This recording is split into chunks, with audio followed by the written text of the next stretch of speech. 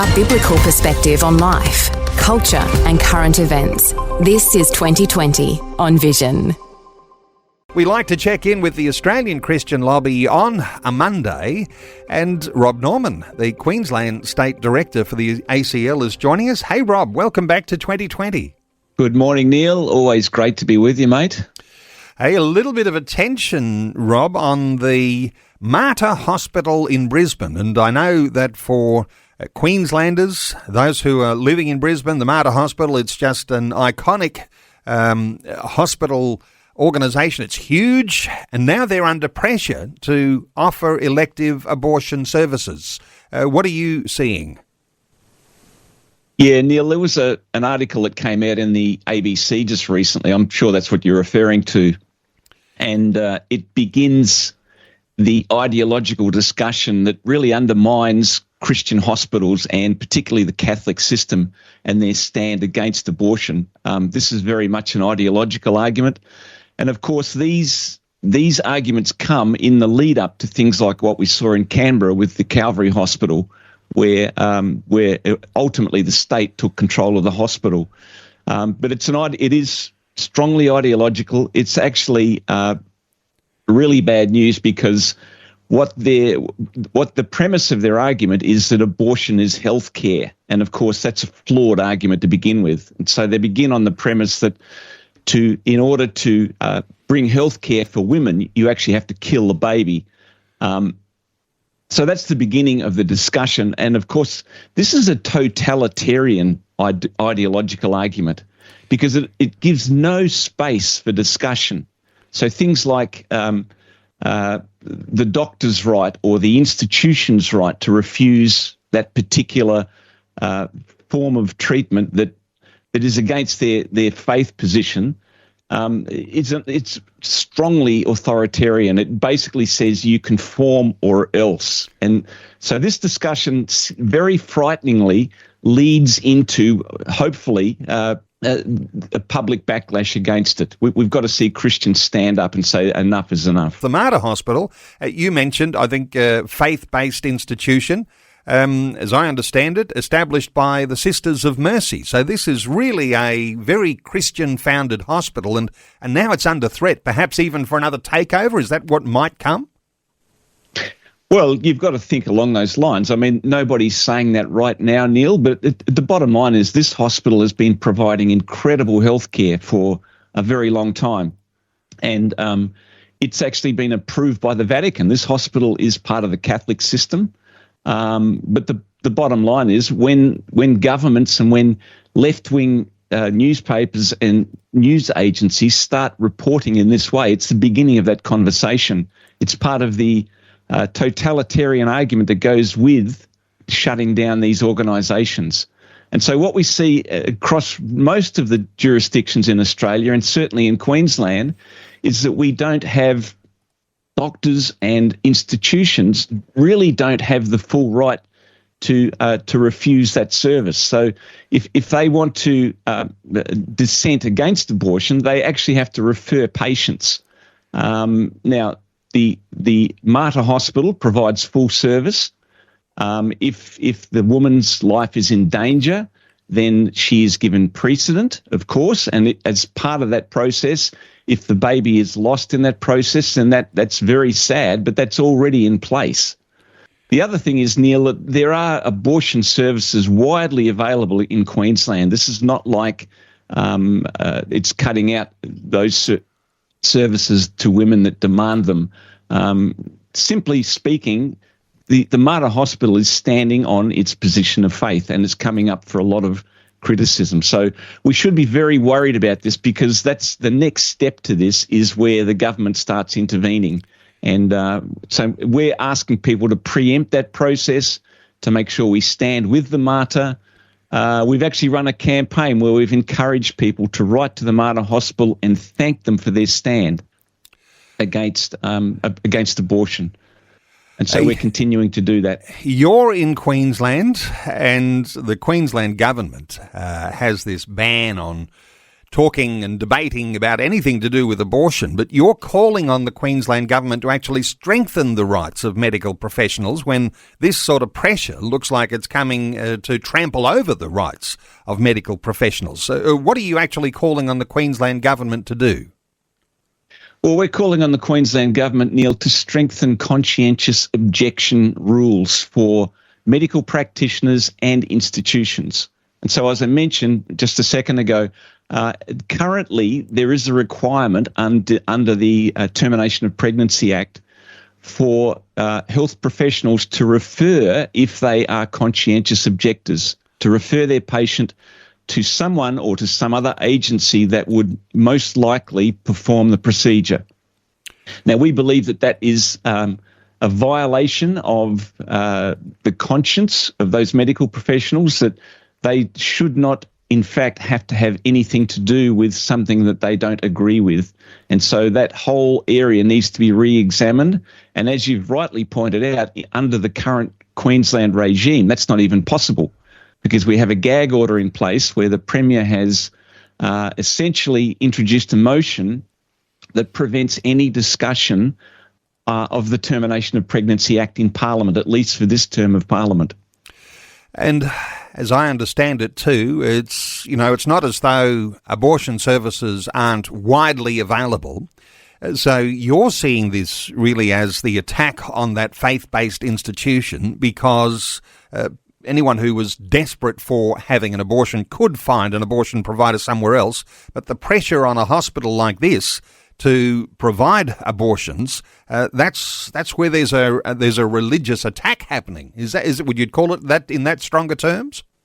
Absolutely. This is an artillery attack. It's the softening of ground in preparation for whatever changes could come. And as you've rightly identified, it is a suppression of religious freedom. So this is a very broad-ranging topic, I think, that we need to address and we need to be ready for. We need to preempt, and we need to ensure that discussion around the Termination of Pregnancy Act is enabled again. I mean, there are some very serious complications, Neil, when you gag that kind of discussion. For example, there is a study that's taken place in the US that's just uncovered a problem with the abortion pills and the side effects that come from that. So currently in Queensland, they can't even discuss that in Parliament.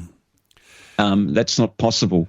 So this is a very serious thing, and we're just alerting our Christian constituency to this because we think that there could be a battle coming.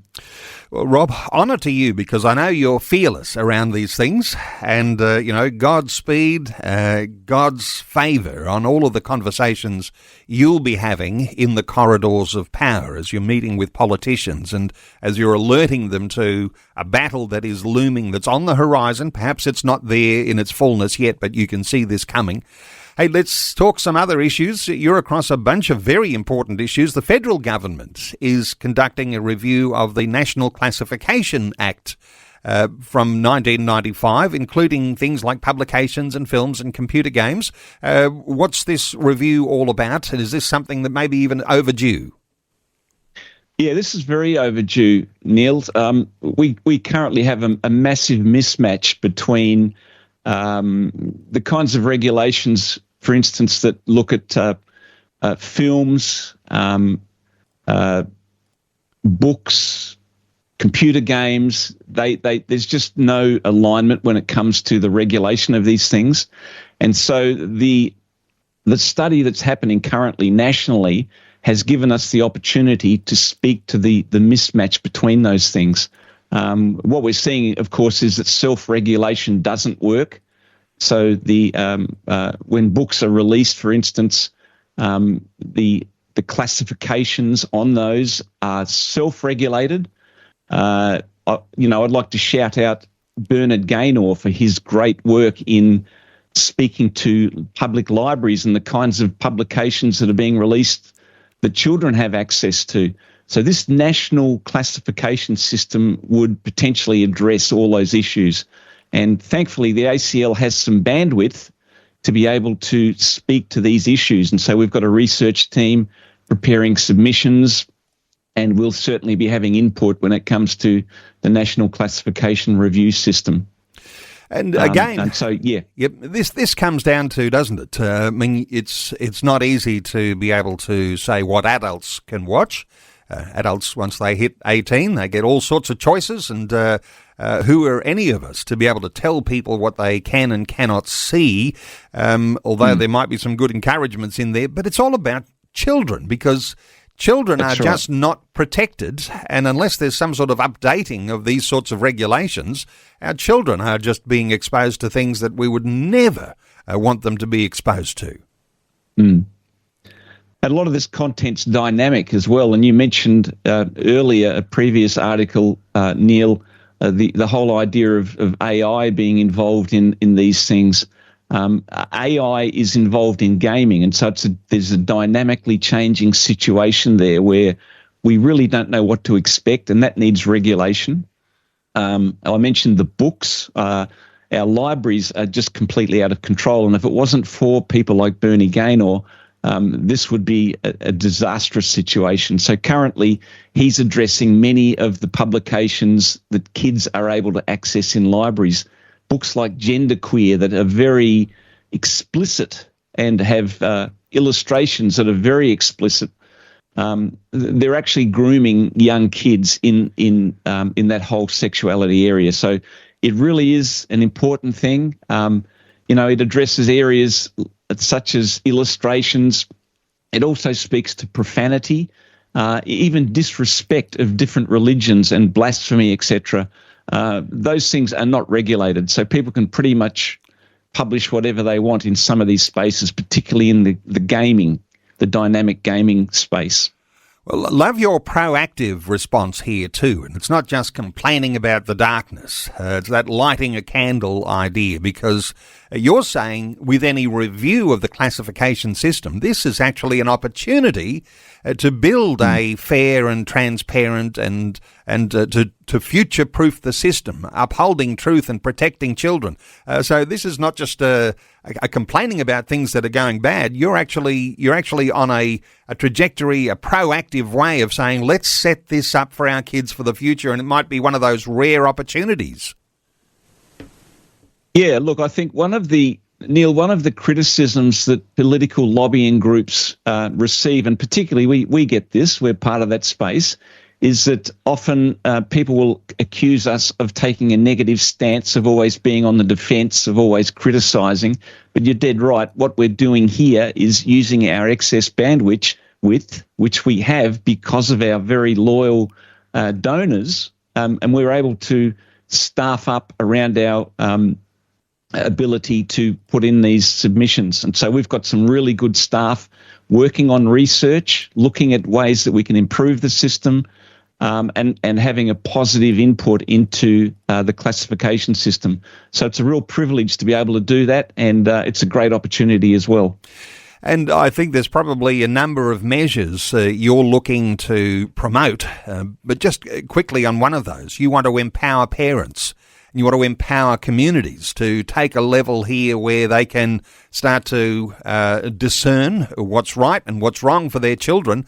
And with a great following, a great base of people who are a part of the Australian Christian lobby, you've got access into communities everywhere, haven't you? But just very, very quickly, empowering parents, this has got to be a part of whatever change comes. Yeah, look, you know that we're on about parental rights. This is one of our core issues, and having consistent standards in media right across the board allows parents to very quickly determine what is suitable and what is not suitable for their children, and then to make an informed choice.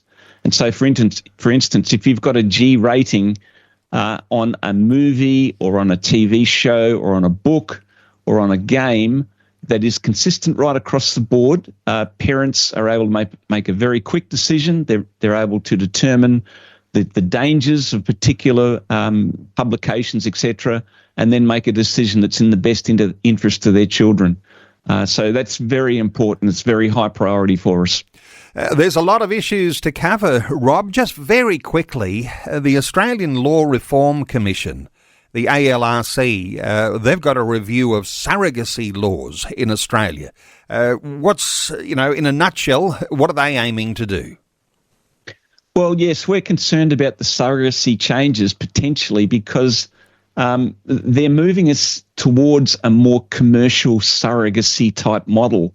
Yeah, in other words, this is the commoditizing of children, of babies. Basically, the worst case scenario here, Neil, and this is not ridiculous, is that that women become a commodity, almost like a slave to the trade, where they're not making big bucks. People are making money around them, but children are being traded, and it's a very sad situation. And so we're looking to oppose this. This is not a good thing, obviously. Surrogacy has all sorts of slippery slopes, and we're just trying to address some of those at this point. So if we're talking about surrogacy, there is an Australian model that is allowed, and that's like an altruistic surrogacy, but nobody's getting paid to do what they do. As soon as you start to pay people and it becomes a commercial surrogacy, that's when you've got the slippery slope gets really, really slippery. But it's already slippery because this commercial surrogacy is overseas, and Aussies are accessing this surrogacy overseas. And so all of these ethical issues, they're still just as real whether a woman is here on our soil or whether she's in somewhere in Southeast Asia. These sorts of things, commercial surrogacy versus altruistic surrogacy, any quick thought on that for where the Christian stands? Yeah, well, yes, Neil, the whole international commercial surrogacy carries very serious implications for modern slavery risks. So in 2023, for instance, Greek authorities raided Mediterranean Fertility Institute in Crete and charged all staff with human trafficking offences. This is what we're looking at when it comes to commercial surrogacy. We're looking at organised crime behind this that's actually trading in people. And so it's a very serious situation. We're not going to have time to talk about it, but this also the whole surrogacy issue removes the right of a children to have a natural father and mother, which is also, it's another big area. So the whole involvement of the LGBTQI plus community and their ability to then get involved in adoption of children, etc., that removes the right of children to have a natural father and mother. So there are many issues that are associated with this that we're concerned about. Biblical Christian ideals. Sometimes we talk about traditional family, and that's where the foundation is, a mother and father and children doing best, being raised by a natural father and mother. I always appreciate the good work you do, Rob Norman, and all the team at the Australian Christian Lobby. Rob is the ACL State Director for Queensland. Great update today. And let me point listeners to acl.org.au. There might be one of those issues or multiples that might have piqued your interest, and you might want to just get alongside the ACL as they continue the good work that they do. acl.org.au. Rob Norman, thanks so much for your great update today on 2020. Thanks, Neil. Appreciate your support. God bless you. Thanks for taking time to listen to this audio on demand from Vision Christian Media. To find out more about us, go to vision.org.au.